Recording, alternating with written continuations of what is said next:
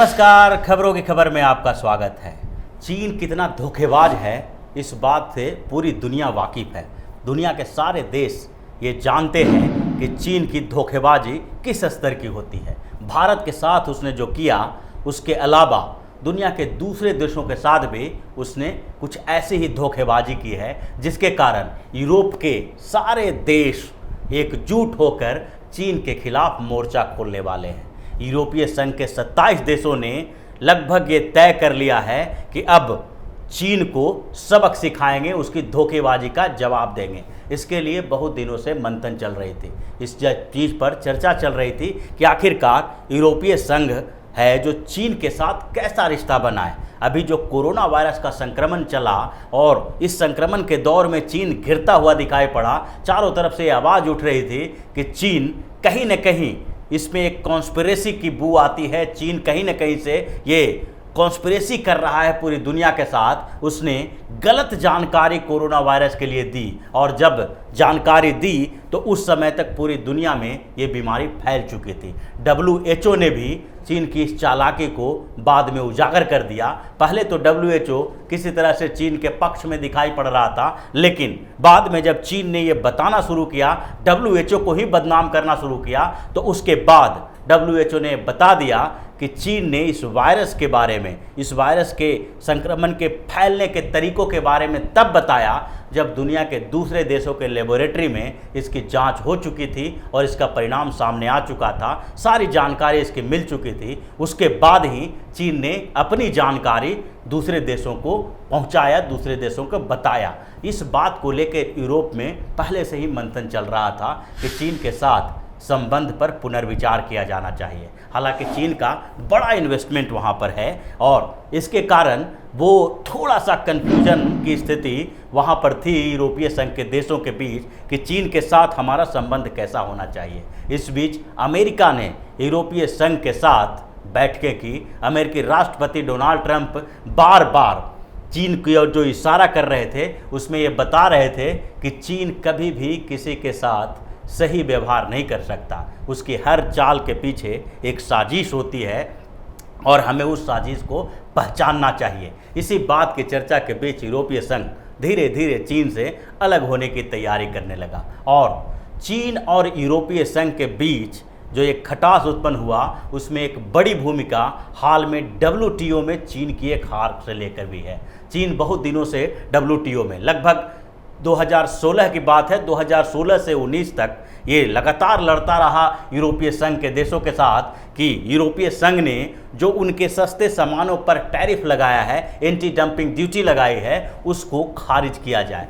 WTO में ये मामला चल रहा था और इस बीच एक फैसला आया WTO का और उस फैसले में चीन को करारी हार मिली, क्योंकि चीन जिस तरह से अपने सामानों को डंप करता है दूसरे देशों में, वो सही नहीं माना जा सकता और इसके लिए एंटी डंपिंग ड्यूटी लगाने का अधिकार सारे देशों के हैं। ये टैरिफ पर चल रहे ये घमासान में जब चीन की हार हुई और यूरोपीय नेशंस को, यूरोपीय के देशों को ये लगने लगा कि चीन पहले से ज़्यादा एग्रेसिव होता दिखाई पड़ रहा है और कोरोना वायरस के संक्रमण को लेके जिस तरह से उसने जानकारी छुपाई और उसके बाद जब कोरोना का संक्रमण पूरे यूरोप में फैल गया, पूरी दुनिया में फैल गया, तो उसके बाद उसने अपने ट्रेड को बढ़ाने के लिए भी धोखेबाजी की।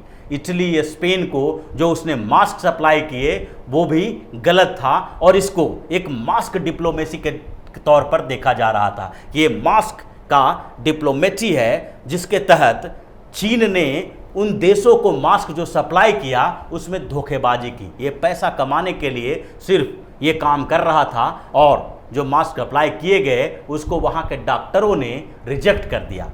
मास्क के साथ साथ जो PPE किट्स भी सप्लाई चीन ने किया था उसमें भी धांधली की और यही नहीं, जो टेस्टिंग किट इसने दिया था स्पेन को, उसमें भी इसने गलत टेस्टिंग किट दिया, जिसकी जानकारी बाद में हुई जब उस किट से जो जांच की गई, उस जांच में कई लोग ऐसे थे जो पॉजिटिव थे लेकिन निगेटिव पाए गए। ये बहुत बड़ी धोखेबाजी थी, जिसके बाद यूरोपीय संघ के देशों ने बाद में ये सोचना शुरू किया और उनका कन्फ्यूजन धीरे धीरे खत्म हो रहा है। अब स्थिति यह है कि यूरोपीय संघ चाइना के खिलाफ कठोर कार्रवाई करने के लिए तैयार है, जिसमें अमेरिका की एक बड़ी भूमिका रही है। अमेरिकी राष्ट्रपति डोनाल्ड ट्रंप ने जिस तरह ये पूरा माहौल तैयार किया है, उसके कारण चीन बिल्कुल अलग थलग पड़ता दिखाई पड़ रहा है। दूसरी ओर यूरोपीय संघ के साथ साथ यूरोप के एक बड़ा देश जो ब्रिटेन है, ब्रिटेन ने भी चीन के साथ बिल्कुल एक बड़ा झटका दिया है चीन को। और चीन को इस बड़ा झटका इसलिए दिया है क्योंकि चीन वहाँ पर के सुरक्षा मामलों में घुसपैठ करने की कोशिश कर रहा था। उनका 5G का कॉन्ट्रैक्ट जो चीन की हुवेई कंपनी को मिली हुई थी, वो कंपनी पर प्रतिबंध लगाने जा रहा है और वो सारा कॉन्ट्रैक्ट ख़त्म कर लिया जाएगा। हुवेई कंपनी को जो 5G नेटवर्क लगाना था पूरे ब्रिटेन में, उसके 35%, उस पूरे इंफ्रास्ट्रक्चर का 35% का कॉन्ट्रैक्ट हुवेई को मिला था, चाइना की कंपनी को। इसके लिए बिलियन ऑफ डॉलर की ज़रूरत थी और वो जो लंबा कॉन्ट्रैक्ट था, 10 से 15 साल का कॉन्ट्रैक्ट है, 10 से 15 साल तक उसका काम करना था, नेटवर्क का इंफ्रास्ट्रक्चर डेवलप करना था और उसके बाद उसका मेंटेनेंस भी करना था। लेकिन बोरिस जॉनसन जो हैं ब्रिटेन के प्रधानमंत्री, उन्होंने चीन को एक बड़ा झटका दे दिया और इसमें अमेरिका ने उनका साथ दिया है। अमेरिका ने पहले ही ये बताया था कि चीन जिस तरह से ब्रिटेन में घुसपैठ कर रहा है अपनी कंपनियों के माध्यम से, उससे राष्ट्रीय सुरक्षा को खतरा हो सकता है ब्रिटेन का। और धीरे धीरे ब्रिटेन में ये आवाज़ उठने लगी। कई विपक्षी पार्टी के नेताओं ने भी ये आवाज़ उठाई कि चीन की इस कंपनी को ऐसा कॉन्ट्रैक्ट नहीं दिया जाना चाहिए। उसके बाद बात आगे बढ़ी और जब ब्रिटेन ने वो कॉन्ट्रैक्ट ख़त्म करने की बात की तो चीन दूसरे स्तर पर दबाव डालने लगा ब्रिटेन के ऊपर। इस बीच जब ब्रिटेन के ऊपर दबाव डाला जा रहा था तो अमेरिका खुलकर ब्रिटेन के साथ आया और अमेरिका के विदेश मंत्री माइक पोम्पियो ने जमकर लताड़ा चीन को। उसने कहा कि हम अपने सहयोगियों के साथ हमेशा खड़े हैं जो चीन के खिलाफ चीन के साजिश के शिकार बने हुए हैं। और इस बीच जो ब्रिटेन से खबरें आ रही है, ब्रिटेन ने जिस तरह से चीन को एक बड़ा झटका देने की तैयारी कर ली है, उसमें 5G कॉन्ट्रैक्ट को ख़त्म करने का फैसला भी है।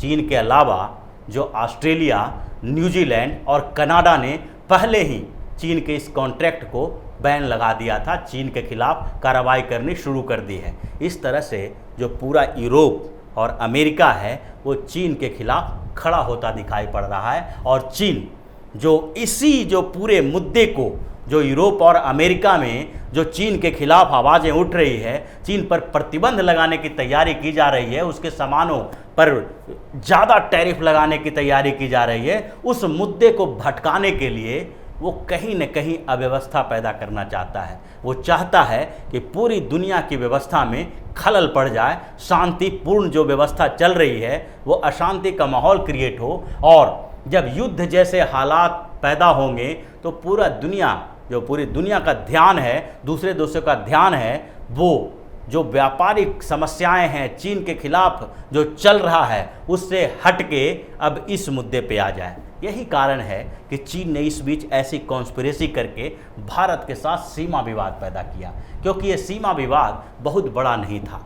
जिस जगह पर लाइन ऑफ एक्चुअल कंट्रोल पर दोनों देश की सेनाएं पिछले 70 सालों से छोटी मोटी घटनाएं चल रही थी और अपने अपने क्षेत्र में बरकरार रहते थे। हर बार कुछ न कुछ, जब गर्मी का सीजन आता था और पेट्रोलिंग पार्टी, दोनों जो देश हैं उसके सेना पेट्रोलिंग करने के लिए, निगरानी करने के लिए निकलती थी, तो छोटी मोटी झड़पें होती थी। लेकिन इस बीच जबकि पूरी दुनिया एक ऐसे वायरस से लड़ रहा है जिसको चीन ने पैदा किया है, चीन अलग थलग पड़ता दिखाई पड़ रहा है, वैसे समय में चीन कैसे हिम्मत कर सकता है कि ये भारत जैसे देश के साथ बिल्कुल सीमा विवाद कर ले, झड़प कर ले और ये सालों बाद दोनों देशों के सेनाएं जो इस झड़प में शामिल हों और उनकी मौत हो।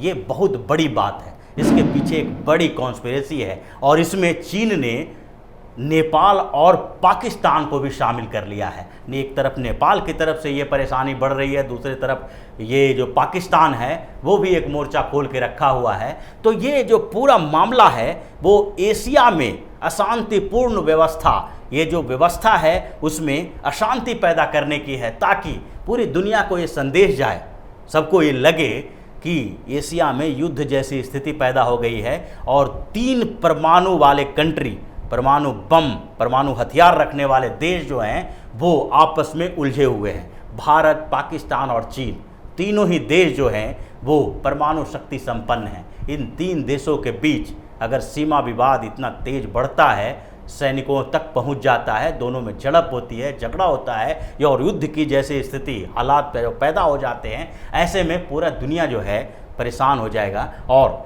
जो महाशक्ति है ब्रिटेन, फ्रांस, यहाँ यूएस, ये सारे देश जो हैं वो दूसरी समस्याओं को छोड़ के भारत और चीन के बीच शांतिपूर्ण व्यवस्था बनाने में बिजी हो जाएंगे और चीन अपने मकसद में कामयाब हो जाएगा, क्योंकि चीन का मकसद ही यही है कि कोरोना वायरस का संक्रमण जो फैला है और उसके कारण उसका जो आर्थिक नुकसान हुआ है और वो आर्थिक नुकसान आगे के समय में बढ़ने वाला है, उसकी भरपाई की जाए। किसी न किसी तरह से उस मुद्दे से ध्यान भटकाया जाए और उस ध्यान के भटकने के बाद जो यूरोप के देश हैं, अमेरिका हैं और एशिया के जो देश हैं जैसे जापान, ऑस्ट्रेलिया, साउथ कोरिया, ये सारे देश जो चीन के खिलाफ मोर्चा खोल रखे हैं, वो सब कहीं न कहीं से उसके ये जो बर्ताव है उसमें, उस झांसे में फंस जाएं और फिर सब लोग मिलके शांति की अपील करने लगें और चीन को नेगोशिएशन करने का मौका मिल जाए। ये सिर्फ भारत के साथ नहीं हो रहा है, बल्कि चीन के इशारे पर नॉर्थ कोरिया भी टेंशन वाला माहौल पैदा कर रहा है। नॉर्थ कोरिया भी साउथ कोरिया के बॉर्डर पर एक्टिविटी बढ़ा रहा है और वहाँ पर जो स्थिति उत्पन्न हुई है उसको भी युद्ध जैसे हालात कह सकते हैं। ये भी चीन के इशारे पर ही हो रहा है ताकि पूरे एशियाई प्रायद्वीप जो है, एशिया में अशांति जैसी स्थिति आ जाए और अमेरिका और यूरोप के ऊपर एक दबाव बन जाए कि इसमें शांतिपूर्ण व्यवस्था कायम करने की कोशिश में वो लोग लग जाएं और चीन के खिलाफ जो पूरी दुनिया में एकजुटता चल रही है वो मध्यम पड़ जाए, मंद पड़ जाए। और इसीलिए चीन ये सारे कॉन्स्पिरेसी को अंजाम देने की कोशिश में लगा हुआ है। तो इसी तरह की खबरों के साथ फिर से हाजिर होंगे, तब तक के लिए बने रहिए हमारे साथ और देते रहिए हमें सहयोग, ताकि इसी तरह की खबर हम आपके लिए लाते रहें। धन्यवाद।